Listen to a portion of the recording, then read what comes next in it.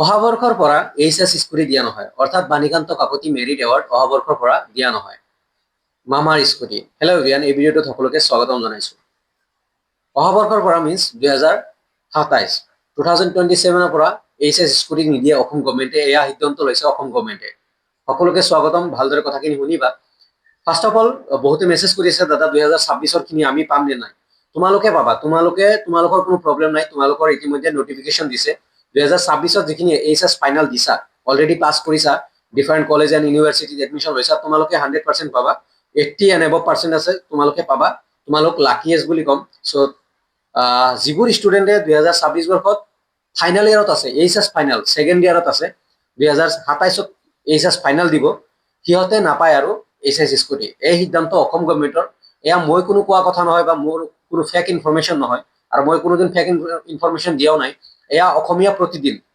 তুমি যদি অসমীয়া প্ৰতিদিন 20 তাৰিখৰ পেপাৰখন লোৱা, তাতে ফ্ৰণ্ট পেজ এণ্ড 10 নম্বৰ পেজত পুৰা আৰ্টিকেল লিখা আছে যে অহা বৰ্ষৰ পৰা স্কুটি দিয়া নহয় বা বাণীকান্ত কাকতি মেৰিট এৱাৰ্ড দিয়া নহয়। তাৰ পৰিৱৰ্তে নিযুত মইনা, নিযুত বাবু আঁচনি দিব। ইয়াতে এতিয়া কমেণ্ট আহিব, দাদা ইয়াতেতো ছাত্ৰী লিখিছে, নিউজ পেপাৰত ছাত্ৰী লিখিছে।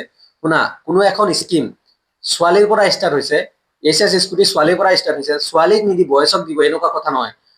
বন্ধ কৰিলে দুইটা, বহুত বয়স এণ্ড গাৰ্লছক নিদিয়ে, আৰু দিলে বহুত বয়স এণ্ড গাৰ্লছক দিব 80%। চ' তোমালোকে ইচ এণ্ড এভৰি ষ্টুডেণ্টে এইটো ভালদৰে জানি লোৱা বা বুজি লোৱা যে এইচএছ স্কুটি ডিষ্ট্ৰিবিউশ্যন অনলি ছাত্ৰীৰ কাৰণে নহয়, বৰ্তমান বহুত বয়স এণ্ড গাৰ্লছৰ কাৰণে বন্ধ হবলৈ গৈ আছে বা বন্ধ কৰিব অসম গভৰ্ণমেণ্টে অহা বৰ্ষৰ পৰা।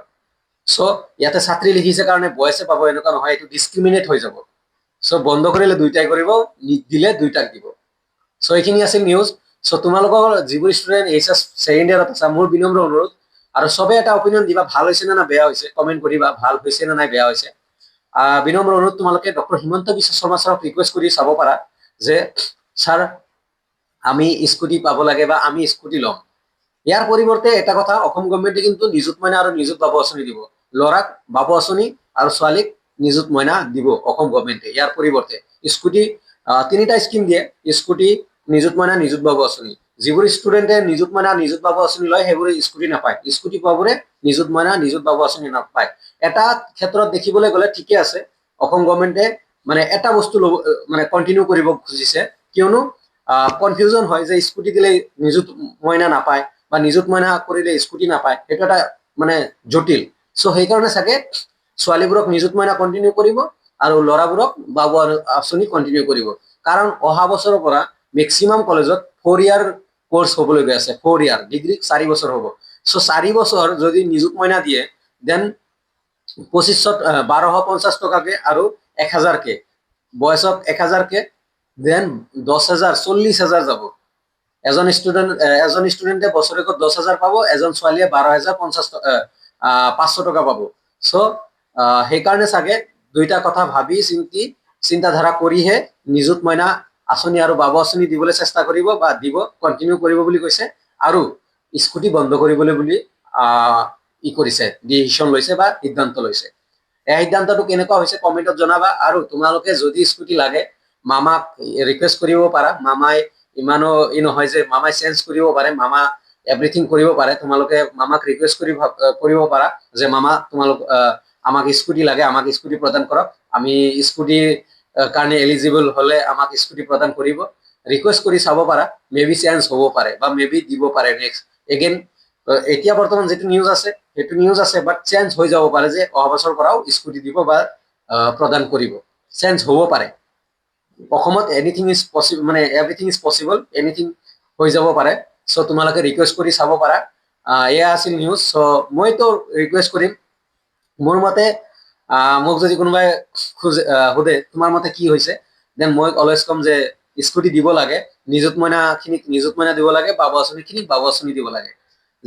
কিছুমান ষ্টুডেণ্টে বহুত মেক্সিমাম মোৰ 100ৰ ওপৰত মোৰ মেছেজ আহিছে, দাদা কিবা এটা কওক। মইতো কম, বিনম্ৰ অনুৰোধ কৰিম অসম গভৰ্ণমেণ্টক যে স্কুটি দি আছিলে দিবলৈ চেষ্টা কৰক।